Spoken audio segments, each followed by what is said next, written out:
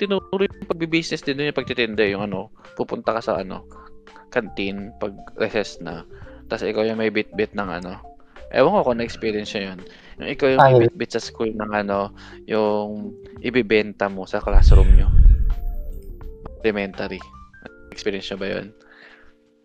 Oo naman. Yung, kumbaga sa section nyo, kayo yung pupunta sa canteen. Eto po para sa canteen, sa section namin, kukuha doon. So, bibigyan ka nila ng mga lugaw, champurado, tinapay, testo, tapos dadalhin sa classroom nyo. So, ngayon, ibibenta sa classroom nyo. Pag nabenta mo yung pera, ikaw yung magdadala sa cashier. So, meron ka doon, may ibibigay din sa'yo doon. Pero kapag hindi mo na ibenta yun at kulang, ikaw mag-aabono. Gago naman. Na-experience namin dati yun, classmate namin. High school, elementary. Kumuha siya sa canteen. Binenta niya. Nakita namin. May kumupit ng mga hotcake na triangle. Hindi siya binayaran. Ngayon, umiiyak siya. Kulang daw yung nagbayad sa kanya.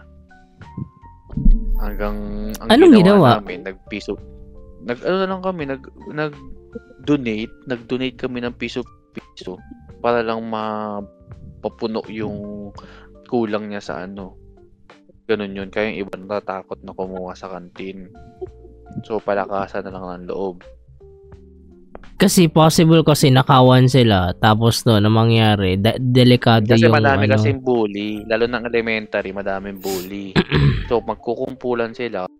Magkano to yung iba? Oo, mag-usap-usap yan. Napapansin ng nakatoka. Wala na. Kinukuha na pala sila.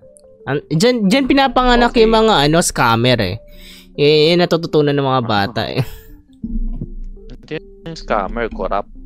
Mga corrupt no? Totoo. Baba ang presyo.